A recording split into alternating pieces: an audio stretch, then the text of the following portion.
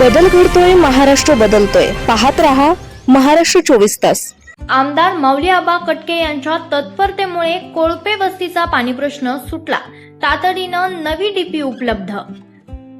कोळपे वस्ती येथील विद्युत डीपी जळाल्यानं ग्रामस्थांना भीषण पाणी टंचाईचा सामना करावा लागत होता. ही गंभीर परिस्थिती लक्षात घेता प्रशासक सरपंच नागेश काळभोर यांनी आमदार माऊली आबा कटके यांच्याकडे तातडीनं पाठपुरावा केला.